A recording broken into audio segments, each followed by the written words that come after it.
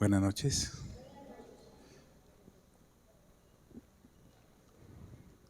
Mira del lado, dígale, Cristo viene. Respóndale, pronto. Otra vez, Cristo viene. Pronto. Qué bueno iniciar este año juntos. Es un año extraordinario. Dios está con nosotros y eso es más que suficiente. Quería recordarles antes de ir a la palabra que no somos aquí. No somos un club evangélico donde venimos a pasar un rato sabroso, no. No hacemos cursos de parejas, no. No hacemos retiros, no hacemos inmersiones espirituales, no tenemos reuniones de solteros ni de solteras. El que se case aquí tiene que ser un milagro de Dios. No hacemos grupos de empresarios, de artesanos, de crochet, de té, nada lúdico. No pretendemos hacer cursos de rifas, no hacemos colectas, no hacemos cursos de finanzas, no tenemos pirámides para vender productos como champú, por ejemplo, por obvias razones. Los jóvenes en este lugar, a partir de los 12 años, deben estar aquí con sus papás, escuchando la palabra, porque la palabra es la única que nos transforma y nos lleva a conocer al Dios de la palabra. En la alabanza, como se pudieron dar cuenta, no entretenemos gente, no echamos humito, no tenemos juego de luces para impactar visualmente a la gente para que brinque. Solo le cantamos a ellos tres, al Padre, al Hijo y al Espíritu Santo, que son los únicos que merecen la honra, la gloria y el honor por los siglos de los siglos de los siglos. Amén. Entonces, ¿qué hacen, pastor? Nos dedicamos seriamente a preparar la gente para la eternidad. Porque todos los que estamos acá, o nos vamos a morir, o el Señor viene y nos llevará con Él. Pero vivimos la eternidad desde acá con base en las Sagradas Escrituras. Y por eso quería recordarles lo que encontramos en el Evangelio de Lucas, porque Lucas es hecho y escrito por un científico, un médico. Los médicos son gente muy organizada, tremendamente. Gente ha dicho, por ejemplo, del Evangelio de Lucas, y lo ha llamado el libro más hermoso del mundo, juntamente con los Hechos de los Apóstoles, que también nos escribió él mismo. Y otros han dicho que es la empresa literaria más ambiciosa para podernos reflejar lo que es la iglesia como tal. Entonces, en ese orden de ideas, tomamos el Evangelio de Lucas y venimos en él hace más de un año, porque encontramos en él lo que nosotros necesitamos en la actualidad. Entonces Lucas le dice a quien se lo escribió. El Evangelio de Lucas es un evangelio que él organiza por temas, es temático. Coincide a veces de manera cronológica con los hechos, pero miren la intención de por qué se escribió el Evangelio de Lucas. Puesto que ya muchos han tratado de poner en orden la historia de las cosas que entre nosotros han sido ciertísimas, tal como nos lo enseñaron los que desde el principio lo vieron con sus ojos y fueron ministros de la palabra. Recuerde que Lucas fue un hombre que formó parte del equipo misionero y apostólico dirigido por el apóstol Pablo. Entonces, cuando él encontró a este discípulo llamado Teófilo, que vamos a ver a continuación, decidió colocarle por orden para que supiera exactamente en lo que había creído. Y gracias a que este señor Lucas hizo esto para este señor Teófilo, usted y yo hoy gozamos del privilegio de tener tremendo testimonio sagrado. Y nos sirve en la actualidad para afianzarnos. Yo no sé si Teófilo a propósito haya aprovechado semejante esfuerzo que hizo este Lucas, pero lo que sí sé es que nosotros sí lo tenemos que aprovechar, y en nuestra generación. Entonces le dice Lucas a Teófilo: me ha parecido también a mí, después de haber investigado con diligencia, o sea, el hombre la dedicó. Las páginas entonces que hemos estado abriendo desde hace un año, versículo por versículo, capítulo por capítulo, para llegar al capítulo 11, que es en el que en la actualidad estamos, son el producto del esfuerzo al que el Espíritu Santo guió a Lucas. Después de haber investigado con diligencia todas las cosas desde su origen. O sea, usted no está frente a alguien que se imaginó cosas, él las investigó. Y después de haberlas investigado, le dice: escribírtelas por orden, oh excelentísimo Teófilo. Teófilo se debió haber quedado impactado cuando le llegó el rollo, en el cual Lucas le explica paso por paso en qué ha creído. Entonces, tal vez usted se pregunte: ¿qué hago aquí? Pues si no lo tenía claro, eso es lo que se hace acá. Por orden, concienzudamente, ir a lo que todos estos escritores sagrados investigaron y permitirnos a través de eso conocer a Dios, el Dios en el cual hemos creído: Padre, Hijo y Espíritu Santo.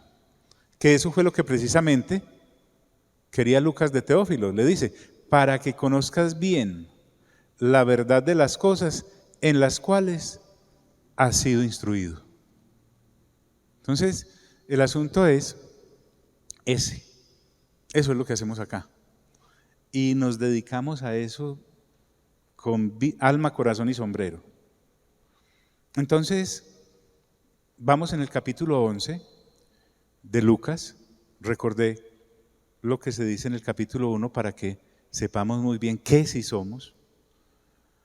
Y en el capítulo 11, escudriñando muchas cosas, llegamos por fin a esta, porque es el Señor Jesús el que está hablando. Si usted tiene la Biblia de papel, entonces va a notar que muchos de los pasajes en el Evangelio de Lucas están en tinta roja, porque algunas versiones resaltan en rojo lo que está hablando el Señor Jesús, quien es Dios. Entonces, lo que es el Evangelio de Lucas y el Evangelio de Juan, por ejemplo, es prácticamente todo en rojo, porque es el Señor Jesús, que es Dios, hablando, instruyendo. En este capítulo 11, ahora sí, hasta acá la introducción, dice el versículo 33, porque recordemos que el Señor Jesús está dando a conocer. Él no vino acá de turismo, Él no vino acá porque le sobrara el tiempo. Para Él debe haber sido inmensamente difícil dejar la compañía eterna del Padre para estar por acá 33 años y medio aproximadamente. Eso debe haber sido una tortura para Él, haber dejado esa comunión, aunque la tenía a través de la oración, pero Él estaba urgido en irse, hacer lo que el Padre lo había enviado a hacer y retornar a su presencia. De hecho, está allí. Dice la Escritura, a través de muchos testimonios, que está sentado a la diestra del Padre. ¿Y a quién nos deja? Al Espíritu Santo. Él dijo: les conviene que yo me vaya, porque así podrá venir otro consolador. Recordemos que el Espíritu Santo, que es Dios, es el otro consolador. ¿Y cuáles son los otros? El Señor Jesús es un consolador, el Padre mismo es consolador.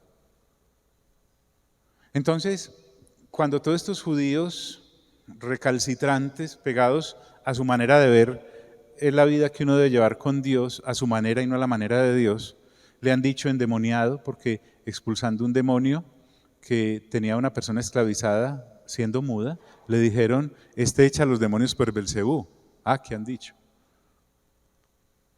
Entonces, Él les trata de explicar, créanme que el Señor Jesús vino a que la gente se salvara, no a que se condenara. Eso dice Juan 3:17, creo. Entonces Él les dice, nadie pone en oculto la luz encendida, ni debajo del almud, sino en el candelero. El Señor Jesús, en el Evangelio de Juan, recuerden que se identifica como la luz. Yo soy la luz del mundo. Él no dijo, yo soy una de las luces. Él dijo, yo soy la luz.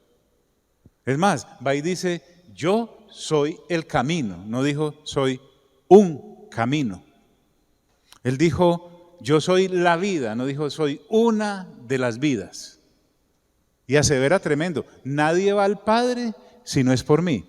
Entonces, el Señor Jesús, que es la luz, no se podía venir a esconder llevándole caprichos a seres humanos religiosos. Usted puede encontrarlos también hoy en día. Hay gente que está en una religión y en esa religión le han dicho cómo es que tiene que conocer a Dios. Y si usted se le sale del cuadrito, hereje. Pero resulta que Él vino a hacer luz, Él no vino a fundar ninguna religión, ni a defender ninguna. Él vino a mostrar el camino.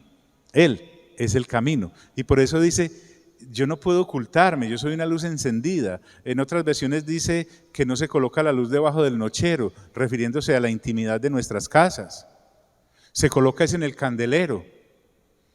Se asemeja mucho a las casas de aquella época, a las antiguas nuestras allá en el campo, en donde no hay casi ventanas y habían nichos donde se colocaban las luces. Nadie va a colocar entonces la luz debajo del nochero, la tiene que colocar encima. Y entonces eso nos lleva a reflexionar en nosotros. Si el Señor es luz y nosotros somos creyentes en Él, también somos luz, somos portadores de esa luz. Si usted es una persona, un creyente anónimo, un creyente que nadie sabe que es creyente, solo usted sabe que es creyente, y el Padre, el Hijo y el Espíritu Santo, pero en su casa nadie sabe que usted es creyente, y no estoy diciendo que, por ejemplo, la luz no grita, usted simplemente ahorita, después de la alabanza, la encendimos, la luz no está gritando, pero nos está mostrando. Si tú y yo no somos eso para nuestra familia, estamos debajo del nochero. Si no somos ese punto de referencia que le alumbre a las personas que hay gente portadora de la luz que Cristo trajo y que Él se negó a apagar, así lo asesinaran, la misma muerte no pudo retenerlo. La resurrección nos da testimonio de eso. Entonces usted y yo somos creyentes en oculto, luces posiblemente encendidas, pero debajo del nochero. La luz tiene que estar en el candelabro. ¿A dónde vamos? Si a mí todavía me da pena con mis amigos y amigas expresarles que soy creyente, y no a través de palabras, sino a través de hechos, en los momentos diarios, la vida diaria en la cual pueda expresar la luz y les alumbre a ellos, así les estorbe, soy un creyente debajo del almud, debajo del nochero. Y este es el tiempo en el que el Señor nos está invitando a salir del nochero. Hay gente que sale del closet, nosotros salimos del nochero. Entonces, en ese orden de ideas, el Señor Jesús nos explica como con plastilina. Les decía veces pasadas que esto es para mí. Créanme, soy de los que necesita plastilina y me tienen que explicar bien porque soy torpe de entendimiento. Y el Señor Jesús, en su misericordia, escribe la Biblia y permite el Espíritu Santo que estos hombres inspirados por Él la escriban para gente como yo. Yo sé que hay gente muy inteligente, sobrada. No, soy de entendimiento lento, me tienen que explicar bien las cosas. Entonces, después de haber dicho eso, el Señor Jesús dice, para que los que entran, ¿qué? Vean la luz. Pues es que esto no hay que sacarle como raíz cuadrada ni nada. Entonces, Por eso usted y yo debemos ser expertos en lo que la palabra nos anuncia. La palabra es como un faro para todos aquellos que en las aguas borrascosas de este sistema mundano caído necesitan una luz para poder llegar, necesitan ser dirigidos. Terrible uno estar en esta vida a ciegas. Entonces dice, para que los que entran, ¿qué? Vean la luz. Hay una multitud escuchando esto y hoy usted y yo somos ecos de esa multitud en esta generación.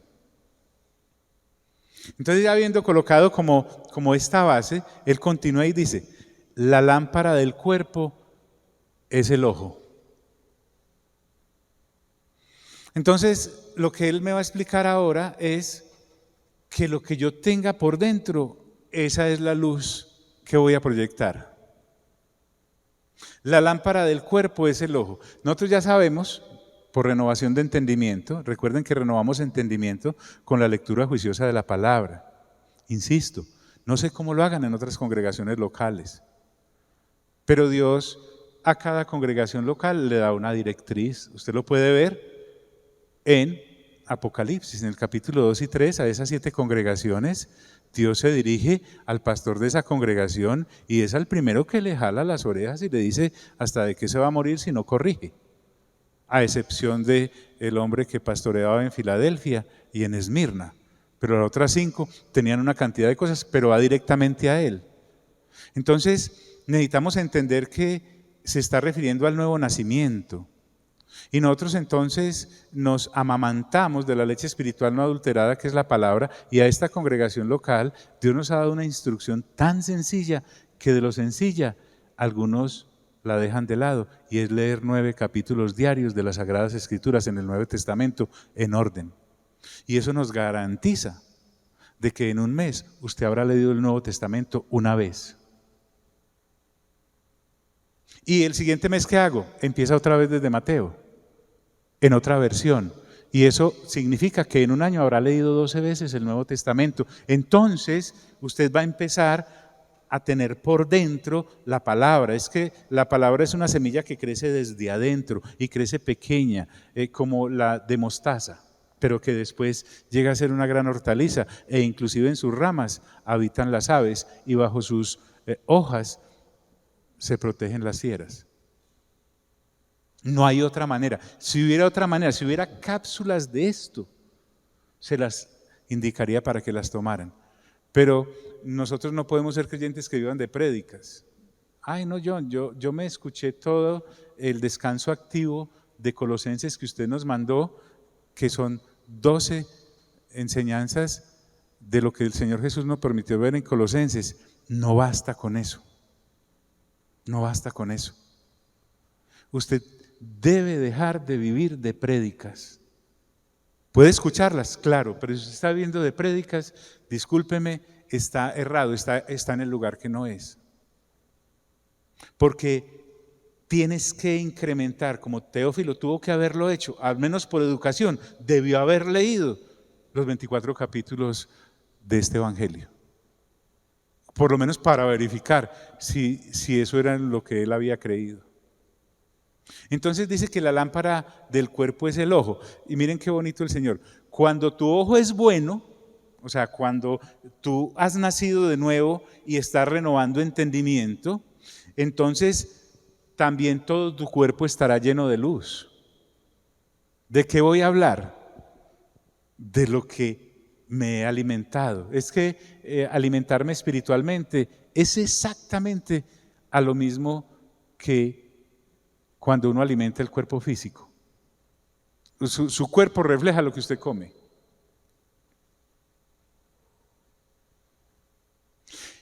Usted habla de lo que tenga llena su mente. De noticieros, noticias. De deportes, deportes. De finanzas, finanzas. De política, política. De palabra, palabra. Entonces, también todo tu cuerpo está lleno de luz.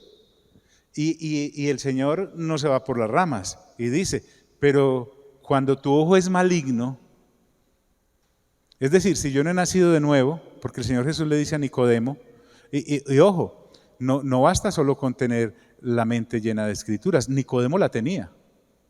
Era experto, era maestro de la ley. El Señor Jesús se lo reconoce y le dice, tú siendo maestro y no sabes estas cosas, porque el Señor le habla, mira, debes nacer de nuevo.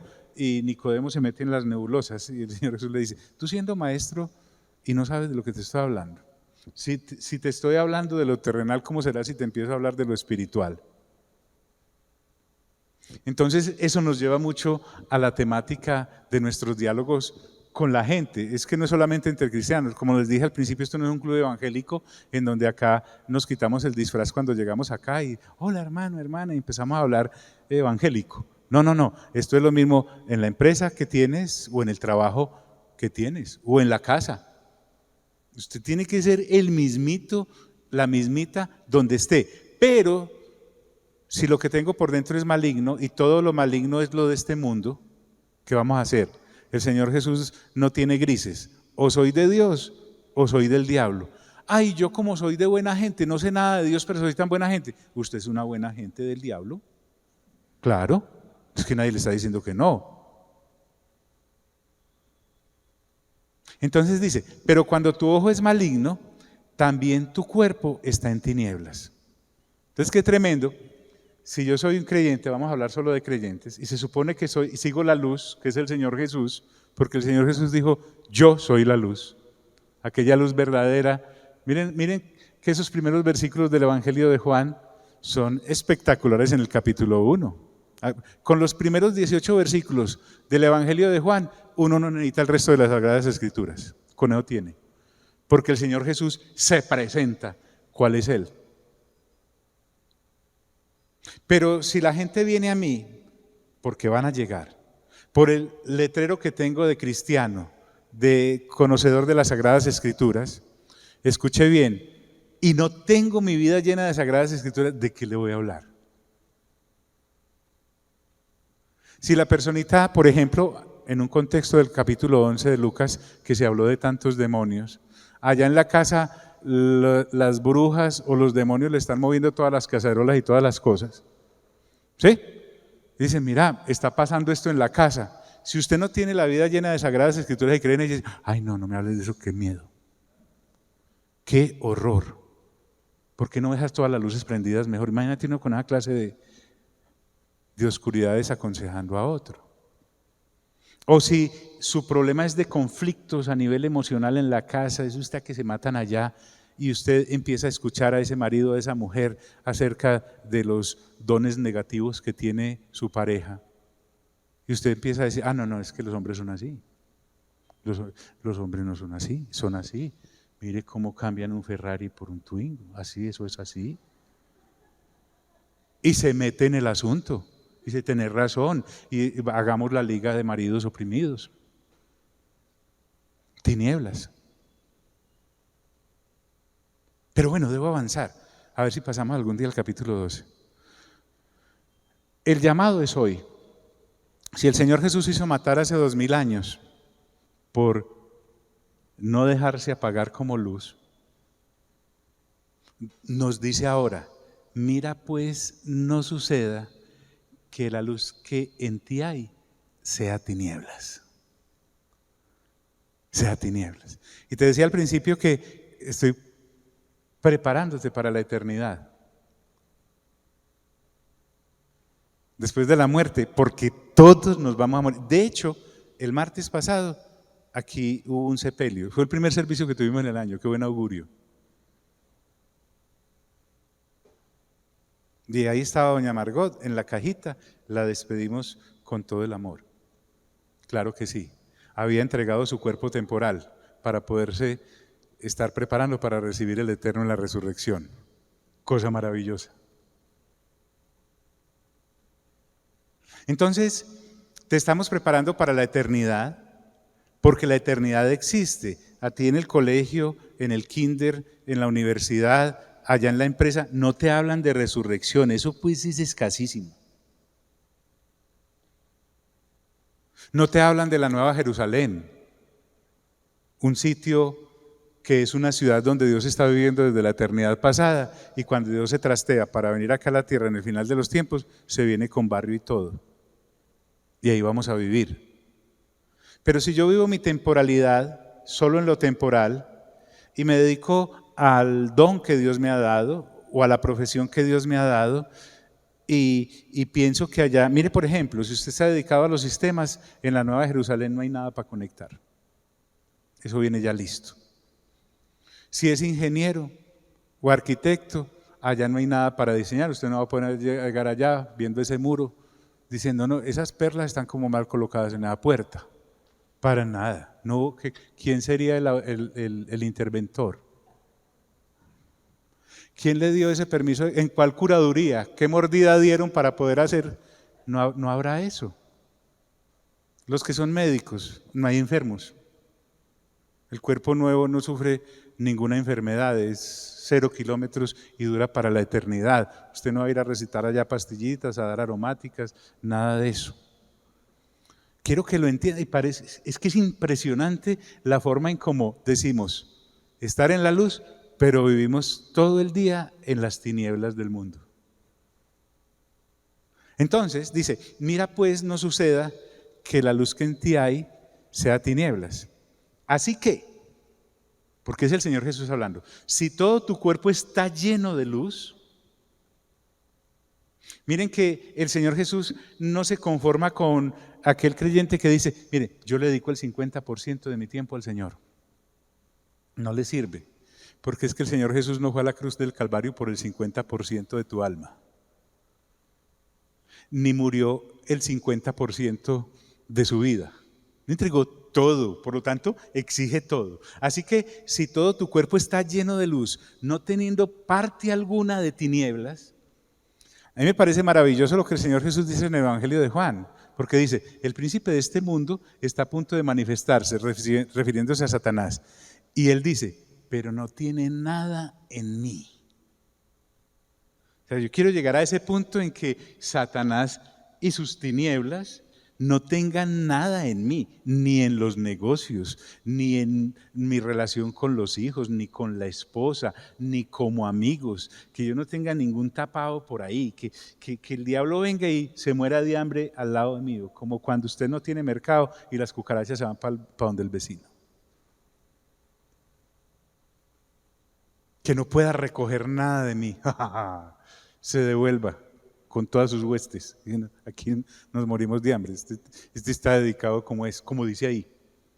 No teniendo parte alguna de tinieblas, ¿será todo luminoso? Y insiste, es que el Señor, vea, cuando coge algún tema, eso le arranca hasta los tuétanos. Y continúa diciendo, como cuando una lámpara te alumbra con su resplandor. Entonces, en este pasaje de Lucas 11, Lucas organiza la cosa de tal manera en que a los que estaban escuchando al Señor Jesús les quedó claro que no lo podían apagar y que Él no vino a dejarse apagar. Como les digo, ni la muerte pudo frenar la luz. ¿Cuál luz? Dirá alguno. El reino de Dios y su justicia. Recuerden que nuestro lema prácticamente es, mas buscad primeramente el reino de Dios y su justicia. Habla de un reino, todo un marco de principios y además de justicia, porque cuando dice allí justicia no se deje enredar, es vivir conforme a esos principios que hay en las Sagradas Escrituras. Yo los principios del reino no los tengo muy claros, listo, 5, 6 y 7 de Mateo, ahí están todos, esa es la Constitución, a voz en cuello dada por el mismo Señor Jesús, usted no necesita más. Como cuando una lámpara te alumbra con su resplandor. Entonces recuerden que el Evangelio de Lucas es por temas. Y está ahí en el versículo 36, cuando en el 37 Lucas me pone en otro escenario. Y quiero avanzar porque créanme que lo que viene en los siguientes capítulos de Lucas es extraordinario. Lo bueno de ir en orden y tomar, por ejemplo, un evangelio completo y degustarlo versículo a versículo, capítulo a capítulo, es que uno queda bien fundamentado. Y este evangelio precisamente fue escrito para eso. Entonces, ahora Lucas me pone en un escenario, y recuerden que el Señor Jesús está poniendo en claro muy bien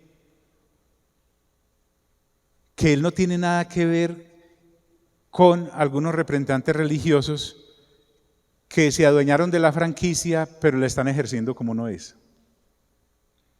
Y en esa época eran los fariseos. Y en esa época eran los escribas, no todos. Y en esa época eran los saduceos, esos sí todos. Entonces mire el escenario. Luego que hubo hablado, ¿quién? El Señor Jesús. Y el Señor Jesús es Dios. Muy bien. Luego que hubo hablado, le rogó un fariseo que comiese con él. O sea, si este fariseo supiese lo que le subía a pierna arriba, jamás hubiese hecho esta invitación. Los fariseos eran personas estrictas en la observancia de sus propias normas, porque a los mandamientos del Señor, estos fariseos lo llenaron de una cantidad de normitas y subnormas que se convirtió en algo imposible. Saulo mismo, quien después llegó a ser Pablo, era de los fariseos, y en eso era irreprensible. Entonces miren este fariseo, dice, luego que hubo hablado, le rogó un fariseo que comiese con él. ¿Y saben qué dijo Jesús? Yo voy. El Señor Jesús no despreciaba comidita. Y dice, y entrando Jesús en la casa, se sentó a la mesa. Lo normal, ¿cierto? Ahora, no pensemos en la mesa que usted tiene allá en su casa. Ellos han visto las películas de los romanos, que están así recostados en unas tarimas y se pasan las uvas así y hablan recostados con el que está al lado y todo. Eso se llaman triclinios. Entonces el Señor Jesús de una vez se ubicó en el asunto. El fariseo llega y se queda mirándolo, porque el Señor Jesús para matar vacas sagradas religiosas está solo. Y dice, el fariseo cuando lo vio, se extrañó de que no se hubiese lavado antes de comer. Ellos tenían unos recipientes en donde la gente llegaba y se lavaba, no por la asepsia que usted y yo debemos tener, no, se había convertido en un ritual que religioso, porque ellos se sentaban en la palabra diciendo, usted se contamina con esto, usted se contamina con aquello, usted se contamina con lo otro, ¿cierto? Hoy también en día hay esa clase de personas y dicen basarse en las Sagradas Escrituras. Entonces toman el Salmo 1 que dice, bienaventurado el varón que no anduvo en consejo de malos, ni estuvo en camino de pecadores, ni en silla de escarnecedores se ha sentado, ¿cierto? Entonces los fariseos de hoy en día dicen, no, usted fue a cine, se sentó en una silla de escarnecedor. Usted venía en el bus, en el metro, y se sentó en cualquiera de las sillas, usted no sabe quién venía ahí sentado. ¿Sí? Usted se sentó en la silla donde se sienta la suegra, quedó peor. Entonces llena la vida de una cantidad de normas impresionantes del Señor Jesús. Pero es que recuerden, el Señor Jesús, ¿quién es? Dios. Él puede hacer lo que le dé ¿qué? La gana. Es que Él es Dios. Y que por lo general los fariseos y los escribas creen que saben más que Dios. Créanme, ellos se creen la cuarta persona de la Trinidad. Es el Padre, el Hijo, el Espíritu Santo y ellos. Y ahí no hay nadie. Se mantienen con el dedo listo. El fariseo cuando lo vio se extrañó de que no se hubiese lavado antes de comer. Entonces recuerden que ya en el capítulo 2, versículo 25 de Juan, se nos dice que el Señor Jesús conoce todo lo que uno está pensando. Mira al dedo, dígale, ay. Sí, Él sabe lo que usted está pensando en este momento ahí sentado. Entonces el fariseo no sabía de ese escáner que el Señor Jesús mantiene. Por eso dice la Escritura, pero el Señor Jesús le dijo, miren pues lo que le va a decir. Él no llegó, ay, gracias por haberme invitado con todos los discípulos, nosotros como comemos, qué pena con usted. No, fue al grano. El Señor va al grano siempre. Por esto te digo, ¿qué más le vale no haberlo invitado? Si usted quiere invitar a la casa al Señor Jesús, esté preparado. Porque si usted es un religioso, así hable del Señor Jesús, no le quedan ganas. O se convierte o se vuelve acérrimo enemigo de Él. Porque uno con Jesús es así, o lo ama o no lo ama. Y si usted no lo ama, lo odia. Me es indiferente. La pastora dice que la indiferencia es el grado máximo del odio. Primera de Ruth, capítulo 1, versículo 1, parte A. Oiga pues esto. Ahora bien, en la mesa todos invitados, ¿cierto? Vosotros los fariseos limpiáis lo de fuera del vaso y del plato. Pero miren pues, pero por dentro estáis llenos de rapacidad y de maldad.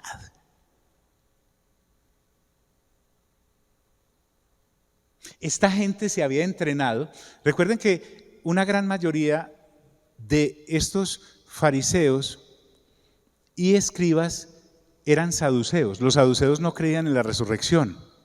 Por lo tanto, si yo no creo en la resurrección, creo solamente en lo temporal. Permítame expresarlo así. Por lo tanto, estoy ocupado en qué de comer, qué de beber y qué de vestir.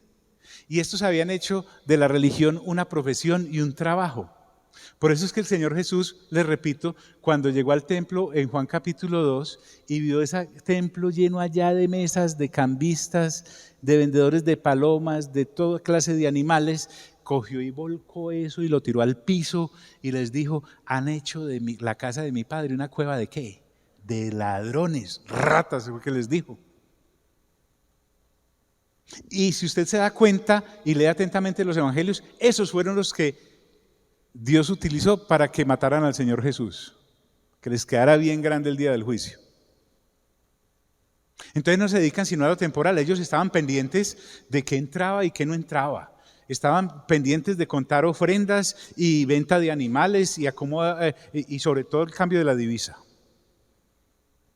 Y por eso el Señor Jesús de una vez les va al grano. El Señor Jesús nunca, tal vez usted esté en una religión en que le doren las cositas, pero el Señor Jesús nada. Pero por dentro, ¿qué? Estáis llenos de rapacidad y de maldad. O sea, eran gente que no había nacido de nuevo, pero estaban hablando de Dios. Pura carne. Y yo creo que los discípulos, acostumbrados a rendirles pleitesías a estos, eran, pero ay, ¿por qué vinimos? Mire cómo sigue.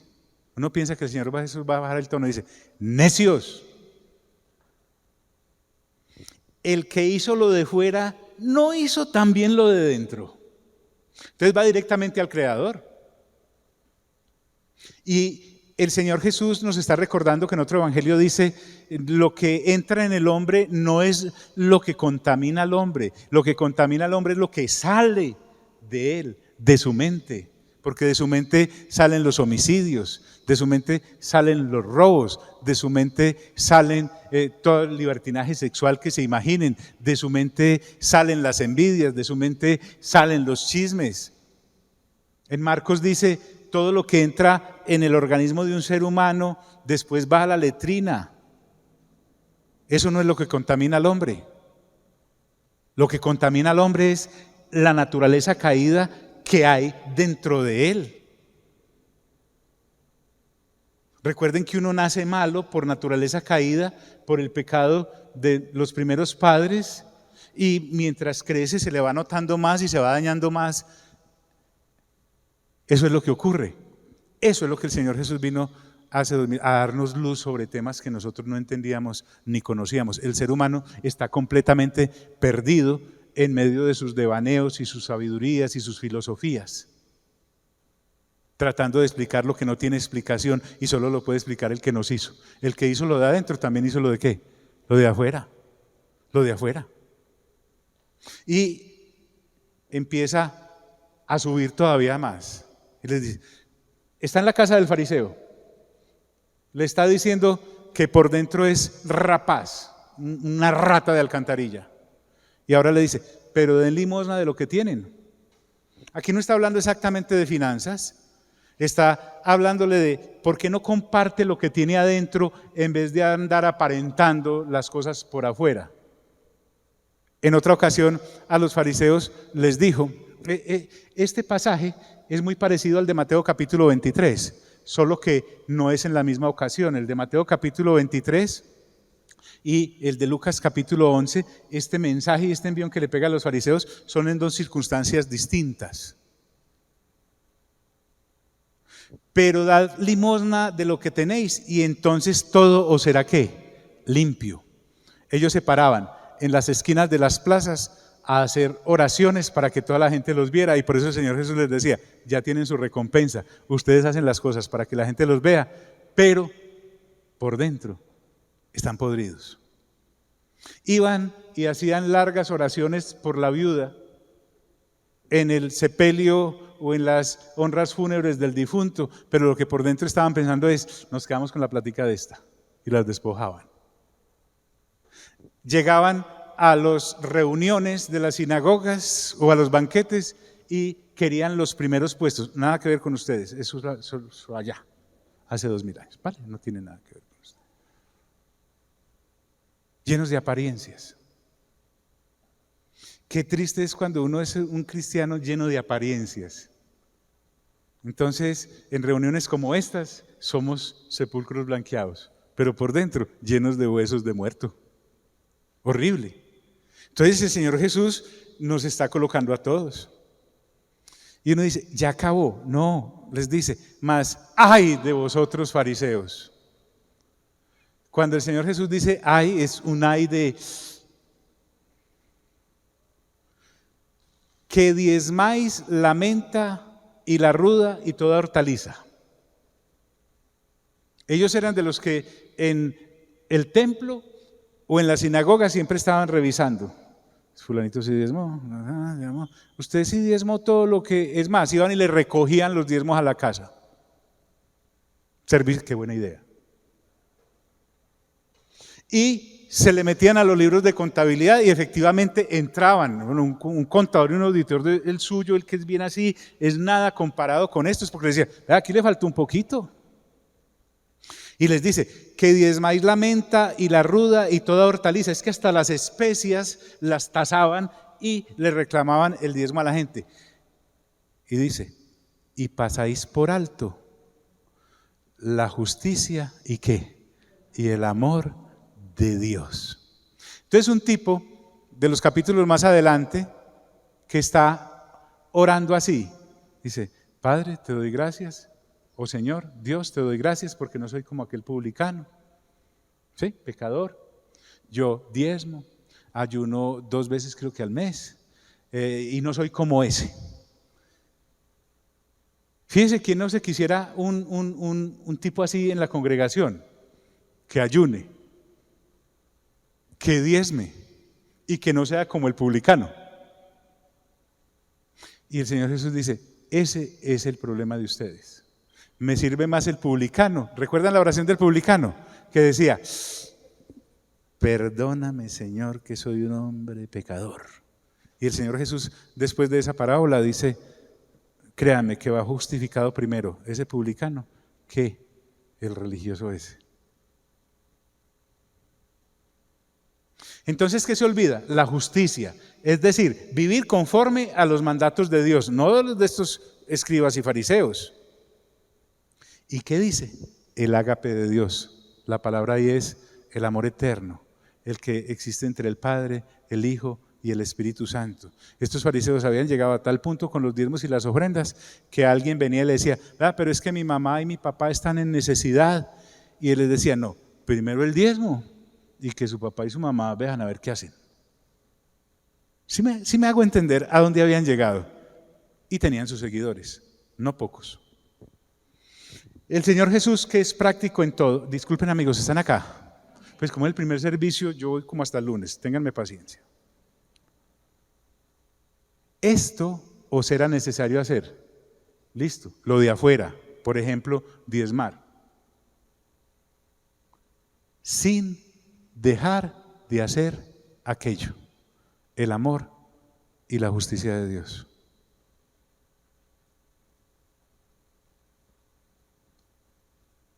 Y uno dice, ya acabó. Recuerden que esto lo podemos traer a la actualidad y usted ya definirá si el que está frente en su congregación es un mercenario de esos que le saca hasta el bolsillo,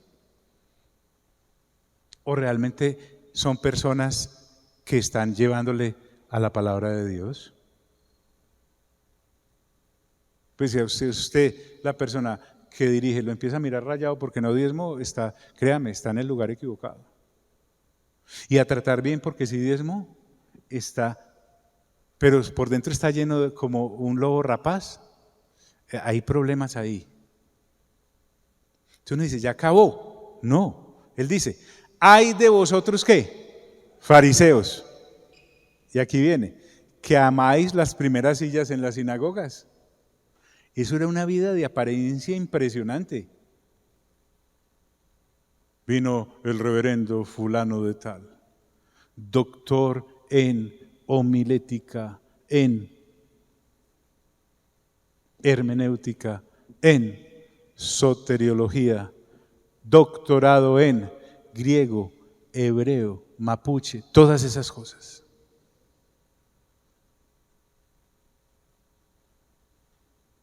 Que amáis las primeras sillas en las sinagogas y las salutaciones en las plazas. Señor fariseo, señor fariseo, señor. Llegó el señor fariseo. Es más, usted notará si está ante la presencia de un fariseo, si cuando el fariseo llega y usted está haciendo por ahí alguna pilatuna, ahí mismo pone cara de santurrón. Llegó. Porque están preocupados por lo de afuera. Un fariseo es así y levanta fariseos. Porque lo que uno es, eso multiplica.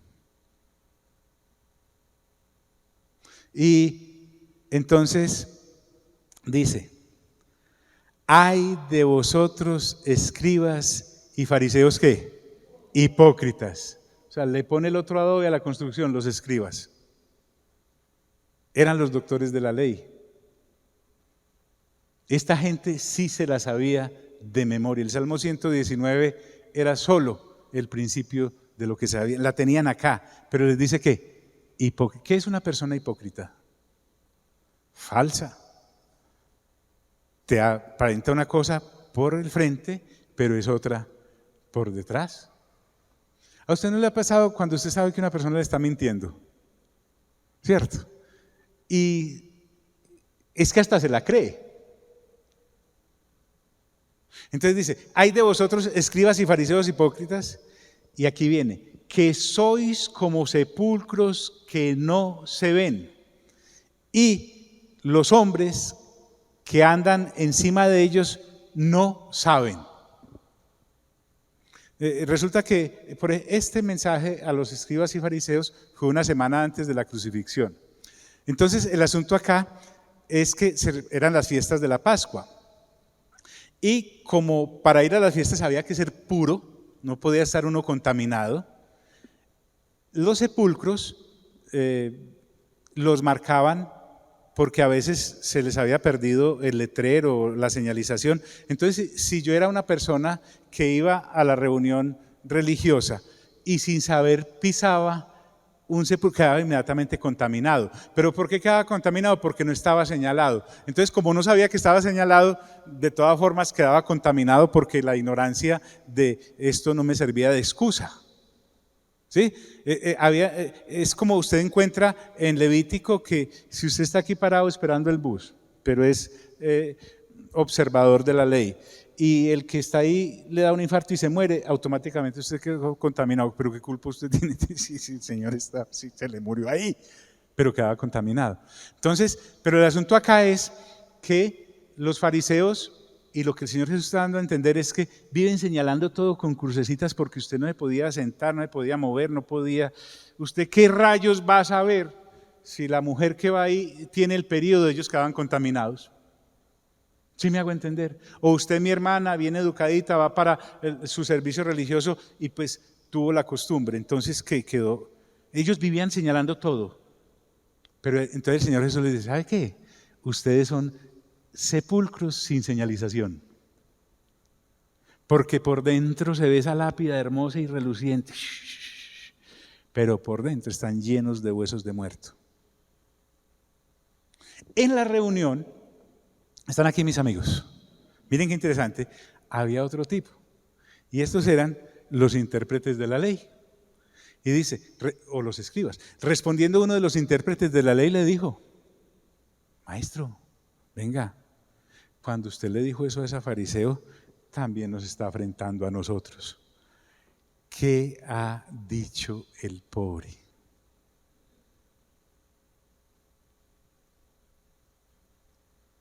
Claro que estos, uno anhela, disculpen, yo anhelo que el Señor Jesús me cante la tabla para saber qué corrijo.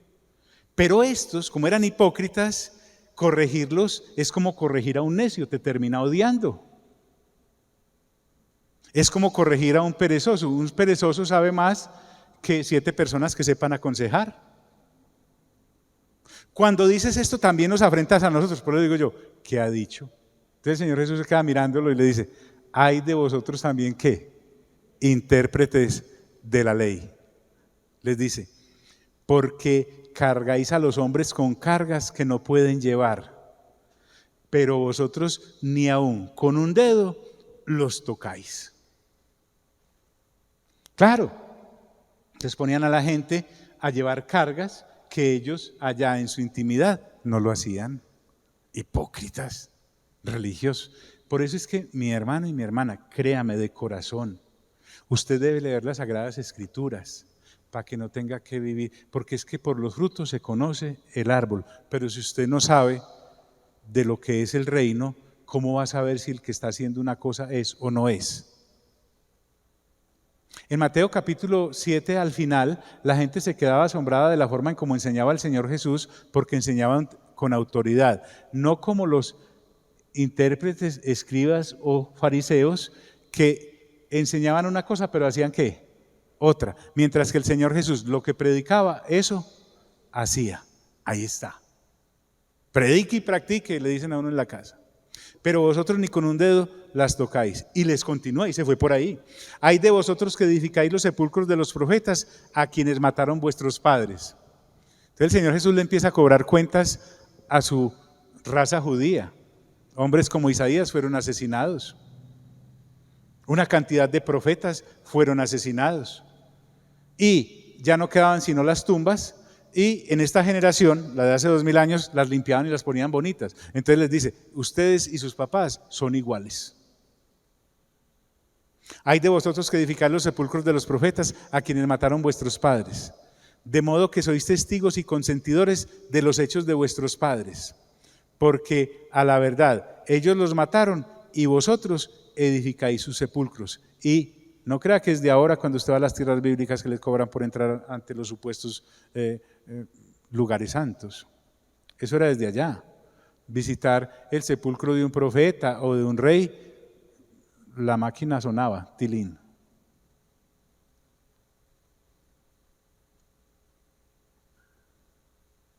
Por eso, dice, la sabiduría de Dios también dijo, y aquí es donde viene lo duro para nosotros, les enviaré profetas y ¿qué?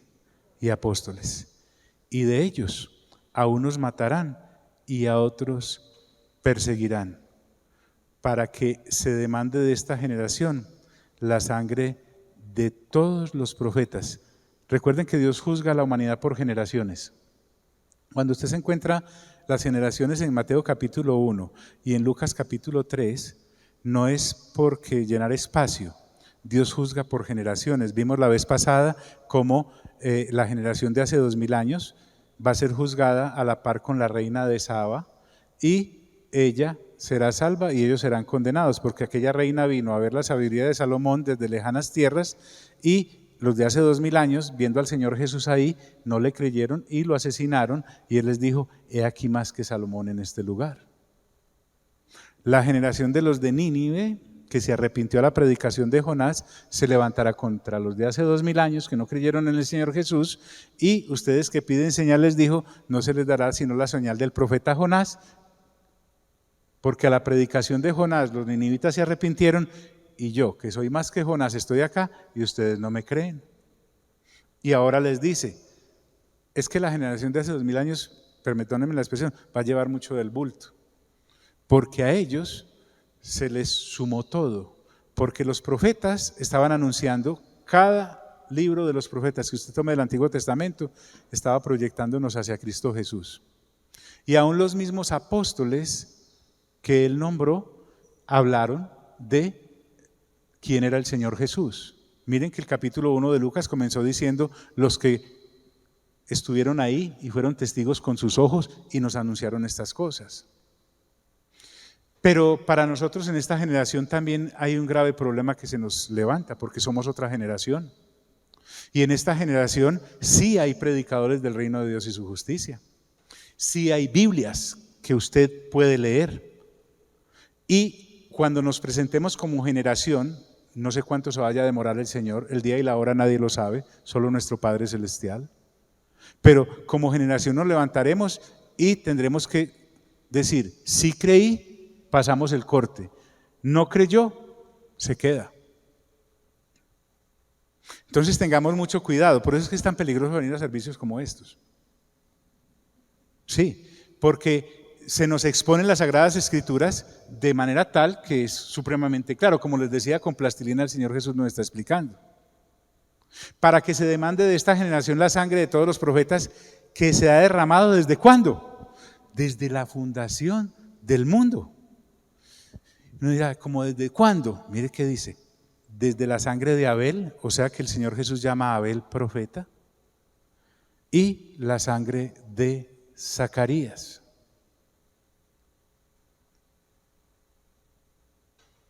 Los estudiosos hablan acerca de este Zacarías y tienen un intríngulis ahí. Unos dicen que es Zacarías del que habla el Antiguo Testamento y otros dicen que posiblemente sea Zacarías el padre de Juan el Bautista, que en el momento en que Herodes mandó a matar a los niños judíos menores de 2 años hacia abajo, Zacarías oculta a Juan el Bautista y entonces matan a Zacarías. Es un lío ahí. En todo caso, sea el uno, sea el otro, sean los dos, esa sangre se le cobra al incrédulo. ¿No te parece eso tremendamente terrible?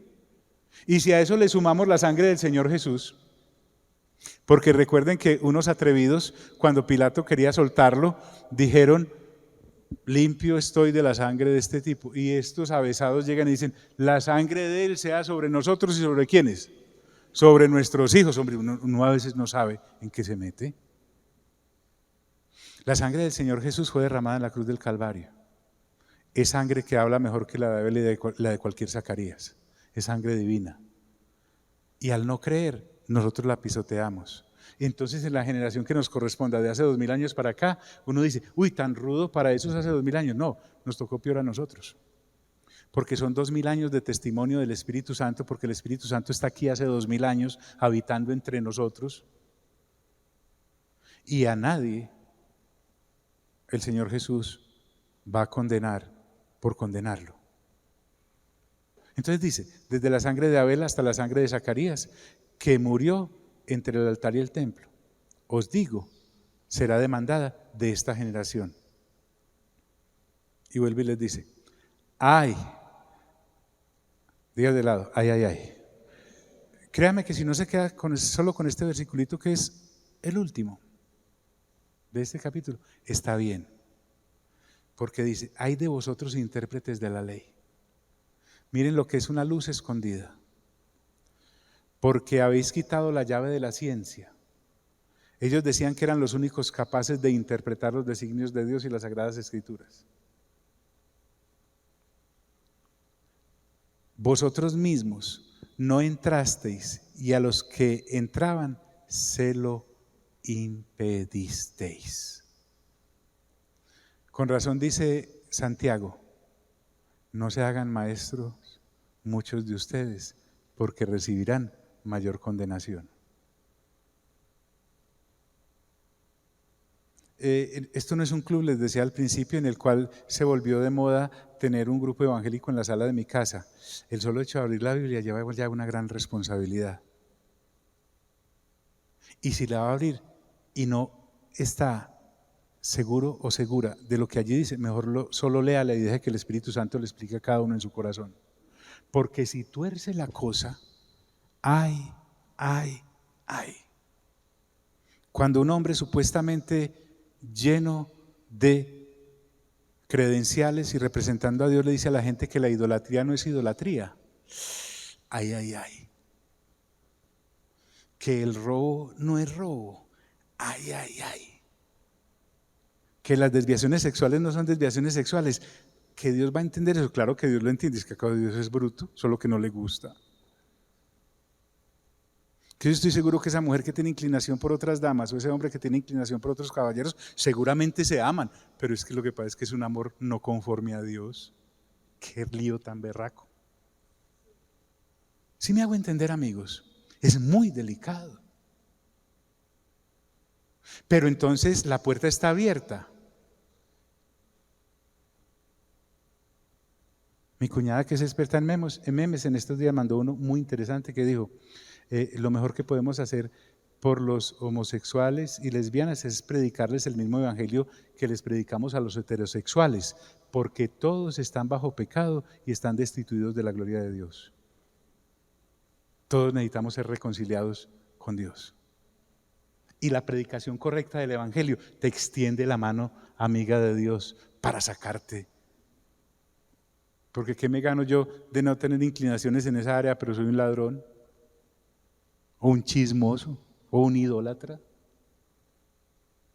Entonces, no sobredimensionemos las cosas. Démosle la justa medida con la exposición de las Sagradas Escrituras. Y que Dios se defienda. Y dice, y a los que entraban se lo impedisteis. Pero miren cómo es de tremendo esta gente de escribas, fariseos e intérpretes de la ley. Diciéndoles él estas cosas, los escribas y los fariseos comenzaron a estrecharle en gran manera y a provocarle a que hablase de muchas cosas, acechándole y procurando cazar alguna palabra de su boca para acusarle. Yo detrás de Dios, a ver cómo le hago zancadilla, hágame el favor. Allá es donde llegan los escribas, fariseos e intérpretes de la ley, hipócritas. Vamos a estar en pie, por favor. Las personas que vayan a repartir la cena del Señor, háganlo, por favor. Entonces, gracias a Dios, salimos del capítulo 11, no porque nos estorbe, sino porque el Evangelio de Lucas, los capítulos son más largos que una semana sin carne, pero son una bendición. Entonces, usted me ayudaría mucho, créame, si realmente hace su tarea, la que el Espíritu Santo nos dio como congregación local, de leer los 9 capítulos diarios, porque cuando lo estemos enseñando, usted ya los tiene acá en el corazón y los vamos destapando. Ay, mire qué emoción. Gracias, hija. Gracias, hija.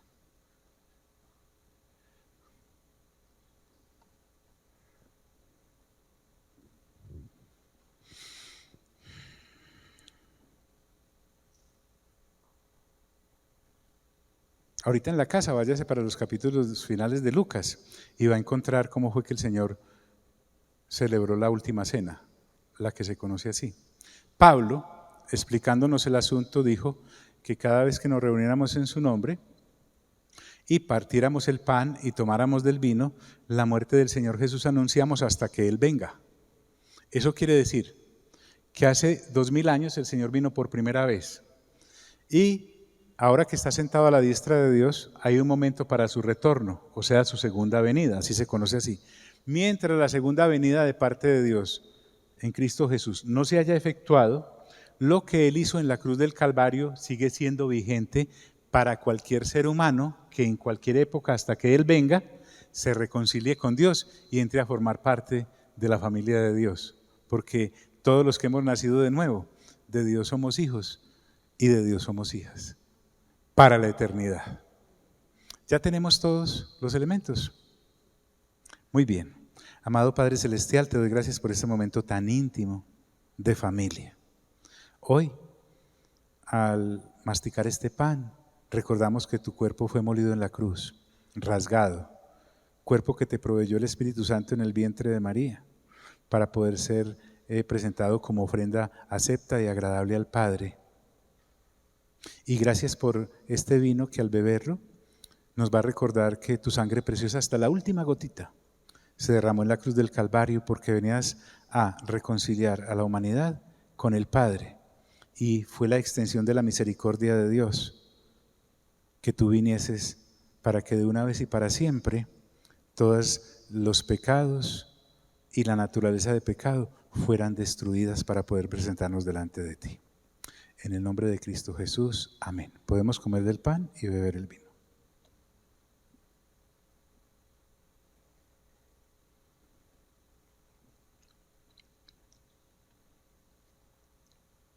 Gloria a Dios. Muy bien. Recuerden no llevarse la copita para que no empiece mal el año. Sí. Les bendigo a todos en el nombre de Cristo Jesús. Amén, amén y amén.